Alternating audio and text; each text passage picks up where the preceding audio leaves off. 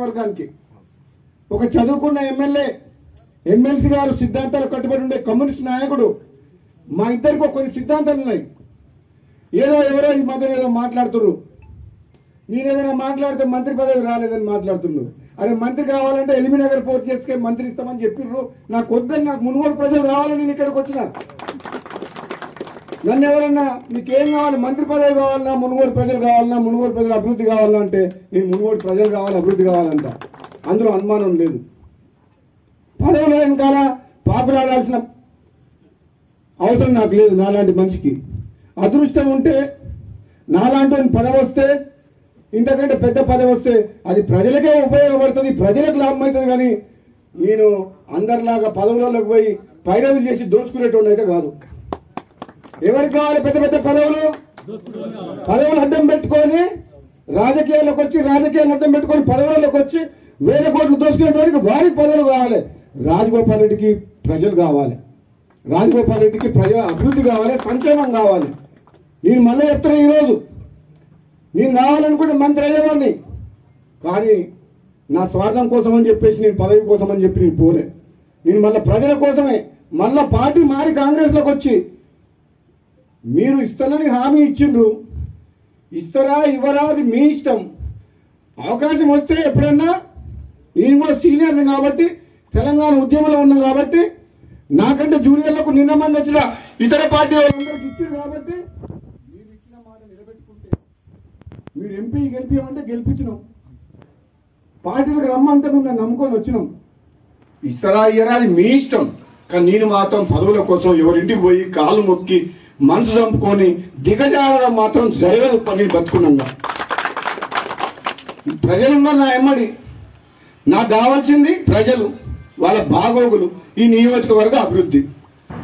ఒకవేళ నాకేదన్నా మంచి జరిగితే వాళ్ళకు మంచి జరుగుతుంది, లేదంటే వాళ్ళ మధ్యనే ఉంటా, వాళ్ళ కోసం పనిచేస్తా, వాళ్ళ కష్టసుఖాల్లో పాల్పంచుకుంటా, వాళ్ళ కోసము ఎంత దూరమైనా పోతా, ఎంత పోరాటమైనా చేస్తా, అవసరమైతే మళ్ళీ త్యాగం చేసి పోయినసారి ప్రభుత్వాన్ని మీ కాళ్ళ తీసుకురాలే, తీసుకొచ్చినా నేను రాజీనామా చేస్తే మొత్తం టీఆర్ఎస్ ప్రభుత్వం 100 మంది ఎమ్మెల్యేలు మునుగోడు ప్రజల కాళ్ళకాడికి రాలేదా?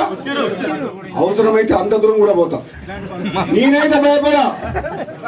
మీ అందరికి మాటిస్తున్నా. మళ్ళా ఈ రోజు లచ్చమ్మగూడెం సబ్స్టేషన్ లో ఇక్కడికి వచ్చి నేనాకించమ్మంగా నేను ఏదైనా మంచి పని చేస్తే మీకోసం చేస్తే తప్పితే, త్యాగమైన పోరాటమైనా మీరు తలదించుకునే పని నా ప్రాణం పోయినా చెయ్య. మీరు తలదించుకొని మీరు నన్ను ఓటేసి గెలిపించారు.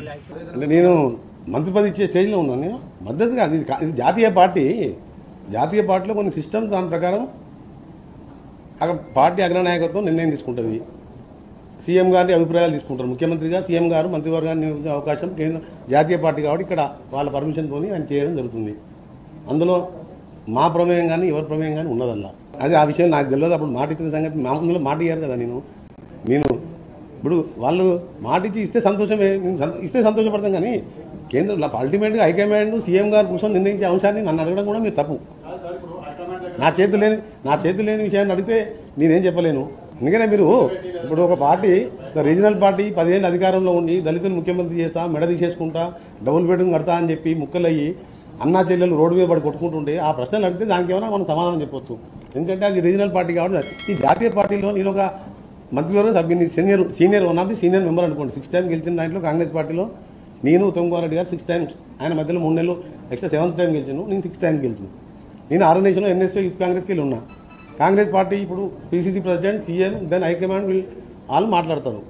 మీరు రాష్ట్రంలో జరిగే పరిస్థితులు ఏమైనా అడుగుతుంటే ఇది ఫస్ట్ మీరు నా ప్రియారిటీ ఐటమ్ నాది నేషనల్ లెవెల్, ఈ రోజు అన్ని నేను ఆయనతో అప్రూవ్ చేయించుకున్నాను. అందులో కాదు వాళ్ళక్కడ రాష్ట్రంలో ఒక గంభీరమైన అవినీతి బయటపడ్డది. ఒక ప్రసిద్ధ కోవిదుడు దేశ చరిత్ర, న్యాయ చరిత్రలో ఘోష్ గారంటే ప్రత్యేక స్థానం ఉన్న వ్యక్తి.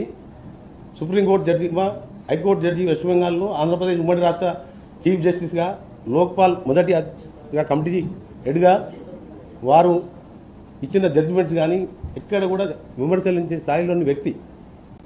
అంత పెద్ద కరప్షన్ విషయం ఆయన ఇచ్చిన రిపోర్టు నిన్న మేము ప్రెస్లో క్యాబినెట్కి మాకు బ్రీఫ్ చేసి మినిస్టర్ సీఎం గారికి వారు ఇస్తే 31 జూలై మాకు నిన్న స్పెషల్ క్యాబినెట్లో బ్రీఫ్ చేసి దాన్ని నిన్న మీ ప్రెస్లో మొత్తం ఓపెన్గా చెప్పినా మీరు అందరూ చూసింది. దాని మీద అడిగితే ప్రజాధనాన్ని ఏ విధంగా అడిగితే చాలా సంతోషపడతాను. నేను ఇంటర్నల్ పాలిటిక్స్ లో మాట్లాడడానికి నాకు కేటీఆర్ కింద కేసీఆర్ మాట్లాడాలి కదా. రేపు అసెంబ్లీ సమావేశాలు పెట్టి మా ముఖ్యమంత్రి గారు అందరి అభిప్రాయాలు దాని ముందు పెడతామని చెప్పిన గోష్ఠి కమిటీ యాజ్ ఇట్ ఈజ్గా ఆయన చెప్పిన అన్ని కూడా ముందు పెట్టి కేసీఆర్ కూడా పాల్గొని హరీష్ రావు గారు, ఈటల రాజేందర్ గారు కానీ ఇతర పార్టీలు అందరికీ అవకాశం ఇస్తారు. అందులో చెప్పమని చెప్పండి.